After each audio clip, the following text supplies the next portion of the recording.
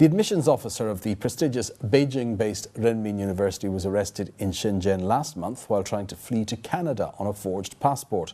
According to the Legal Evening News, Rongsheng is being investigated on suspicion of embezzling tens of millions of dollars through abuse of the university's direct admissions policy, called autonomous enrollment. Now, this means a quota of students can be admitted directly based on merit without going through the tough national university entrance exam system called Gaokao. Instead, they're just interviewed and their background looked into. Now, China's elite universities are extremely competitive with huge numbers of applicants for limited places, and the Beijing Morning Post quoted anonymous sources involved in university admissions as saying that paying for places was actually commonplace. In addition, they said, as the quota for direct admissions had shrunk in recent years, the price had risen. Now, while in 2012 a bribe of $30,000 to $50,000 would secure a place, that had now risen to over $160,000. The paper said other corrupt practices involved allowing applicants to buy places given up by students for some reason or other. Money could also be made from students who wanted to switch to a more sought-after major.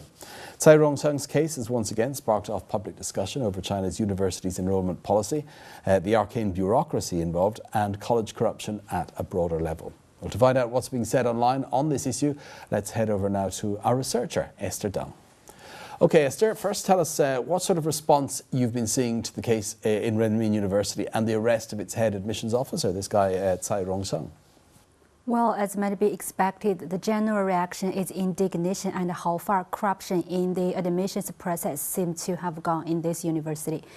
A poster called Renmin 1453 says, Renmin University is always trumpeting that they want to establish themselves as a world-class university.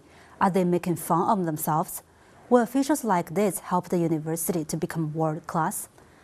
And most users feel the whole system of autonomous or direct enrollment is unnecessary and open to abuse by students with wealthy or well-placed parents.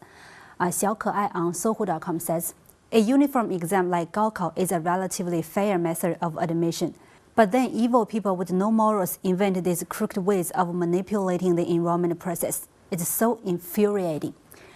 And this poster adds another widely expressed sentiment. We may not like Gaokao, but we prefer Gaokao to corruption. Then just how widespread do net users feel the problem of corruption in college admissions actually is? I presume this isn't unique to Renmin University. Well, it seems most net users don't think so. There's general feeling from what I can see that corruption is rampant. And in fact, media reports of university admissions scandals aren't rare. Just last year, 3 officials from Liaoning Higher Education Examining Committee were investigated by the Communist Party's Internal Discipline Inspection Commission. The case made even wider news when one of them then committed suicide. This poster makes a self-confession online. I was admitted into a top university by putting money into the pockets of admissions staff. Later, talking to my contemporaries, I found about 20% students in each class were admitted through this special channel. And a post on QQ.com points out, although the Ministry of Education has now banned selective admission, which meant they could admit 1% of students without a selection procedure at all, it still exists in some places. All these areas, selective admission, autonomous enrollment, sports or art specialty admissions, and bonus scores added to the Gaokao results are hotbeds for corruption. And Liaoyang 20 points out that such graft will hurt graduates of these schools too. All world-class universities insist on academic integrity and justice. If a university turns educational resources into a commodity, no matter how proficient the knowledge students learn at school, it will come under a black cloud of suspicion. Meanwhile, Xiong Bingqi, an educator, suggests why China is so vulnerable to admissions corruption. Corruption in universities is similar to corruption in a society where power goes unsupervised.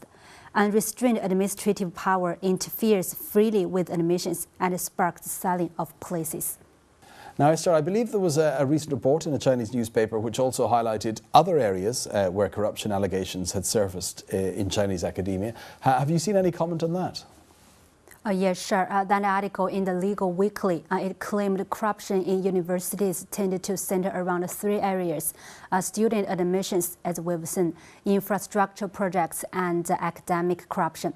It looks at the major university corruption cases uncovered in recent years and says 11 involved admissions, the same number in infrastructure projects, and 6 concerned academic corruption. Sun Yi, who claimed to work in infrastructure projects for Nanjing University of Technology, says the whole process of infrastructure projects, including approval, bidding, procurement, construction, and maintenance, are all open opportunities for corruption.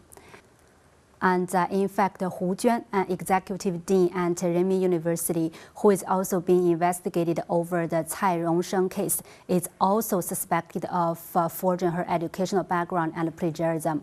Hu was a secretary to the former president of the university, Baocheng, before she was promoted to senior teaching and management posts. So what have net users to say about her particular case then? Are they discussing this as well? Well, since T's case went public, there have been a lot of questions online about her rapid promotion and her mysterious personal records. I should point out that Hu held a professorship at the university just a year after receiving a doctorate degree and became a PhD supervisor 3 years later without any notable academic achievements. Yu Xiaoxiaojie on CNET.com is in no doubt as to how it all happened, saying bluntly, I bet this woman has powerful connections. And Liu Jingyao points out that academia lags behind even government in terms of supervision. Nowadays, when a government official takes office, he is under broad public supervision. But the system in universities is more opaque. Making the university's president happy is much more important than making the students happy. And finally, we have this poster, Tan Mi, who says, the problems exposed by Hu's case highlight the symptoms of the sickness in the much criticized college administration system once again. Okay, thanks for that, Esther. And that was China Tech researcher Esther Dong with online reaction to some new allegations of corruption in Chinese universities and the investigation into Rongsheng, that's the admissions officer at Renmin University, charged with taking money to allow students take places in that university. Next up on China Tech, some of the top trending phrases on China's most popular search engines.